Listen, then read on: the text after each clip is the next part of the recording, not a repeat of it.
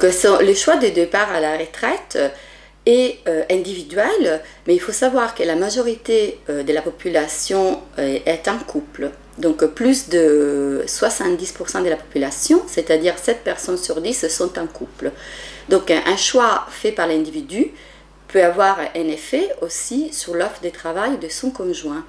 Sachant que aussi 7 couples sur 10 ou même 8 couples sur 10 en France sont des couples biactifs et que souvent les maris est plus âgé que la femme dans les couples. Quand le mari il part à la retraite, la femme est encore au travail. Très souvent, elle n'a pas son taux plein. Donc ce n'est pas du point de vue financier intéressant pour elle de prendre sa retraite en même temps que son mari.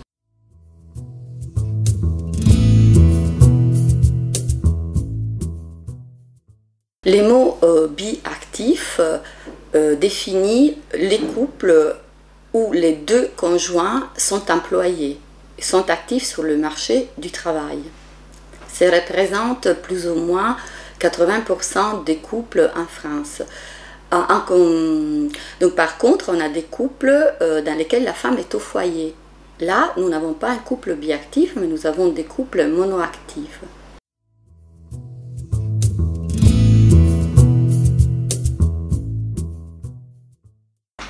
Dans les cas des couples biactifs, dans la littérature économique, beaucoup de chercheurs, surtout aux États-Unis, sont parvenus à la conclusion que les biactifs ils partent à la retraite ensemble.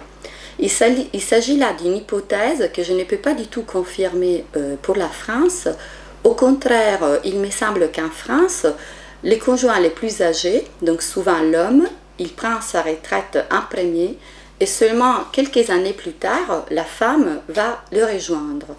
Du fait que les différences d'âge moyen dans les couples en France est de 2 ans et demi et que le système de retraite est un système de retraite individuel, donc si on part à la retraite, si la femme part à la retraite, supposant qu'elle soit la femme, les conjoints les plus jeunes dans les couples, si elle prend sa retraite en même temps que son mari, elle va partir avant son taux plein. Ce n'est pas du tout dans son intérêt. Donc je pense que la littérature américaine, soit elle doit être révisée du fait qu'aujourd'hui beaucoup de couples sont des couples biactifs aussi aux États-Unis, ou bien c'est le système de pension aux États-Unis qui est différent du système de pension en France.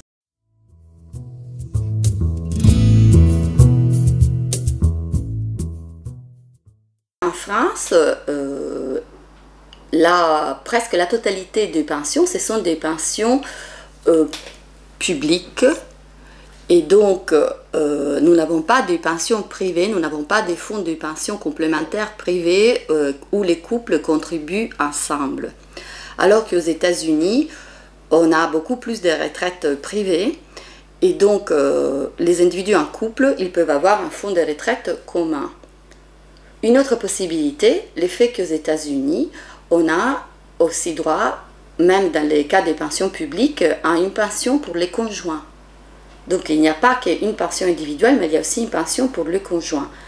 Donc si la femme, elle perd en termes de taux plein, elle va peut-être faire un petit calcul, est-ce que ce qu'elle va perdre en termes de taux plein va être compensé en termes de pension qu'elle va toucher par les biais de son mari. Et ce sont des questions qui ont encore été très peu exploitées, sur lesquelles il faut plus d'études afin de pouvoir conclure. D'autant plus que, même dans les cas de la France, mes conclusions se basent sur des données qui ne permettent pas vraiment de voir les moments du départ à la retraite, mais on peut observer si dans les couples, les deux conjoints sont en même temps retraités ou pas, mais on ne sait pas à quel moment ils ont pris leur retraite.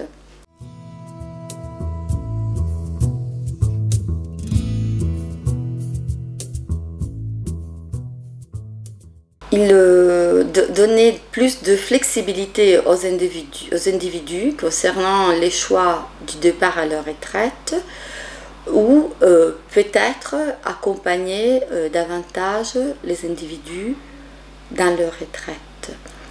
Réformer les systèmes de retraite au niveau du couple,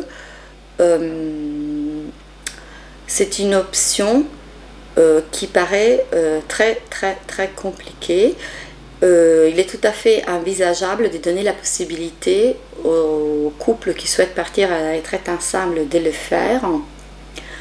Dans une optique, dans un contexte dans lequel on veut que les gens continuent à travailler le plus possible, il n'est pas envisageable de permettre aux femmes dont les conjoints sont déjà à la retraite de partir à la retraite anticipée. Donc les solutions ne sont pas évidentes. Les coûts de départ anticipés pour la femme seraient très importants et en ce moment toutes les politiques publiques vont dans la direction opposée. Donc éventuellement on pourrait envisager de permettre au mari de rester au travail plus longtemps s'il le souhaite. Ça ne paraît pas très envisageable non plus.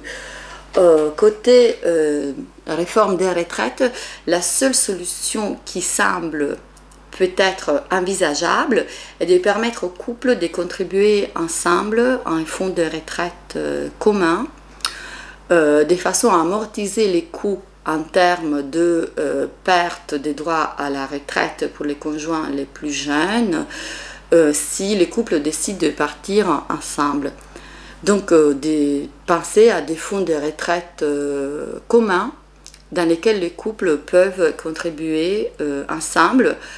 Par exemple, au niveau des retraites complémentaires qui sont toujours individualisées, on pourrait avoir des retraites complémentaires ensemble. Certains couples doivent les faire déjà parce qu'ils font peut-être des investissements dans les secteurs immobiliers ensemble ou dans des assurances vie où ils vont contribuer ensemble. Voilà, là aussi c'est un domaine dans lequel on sait très peu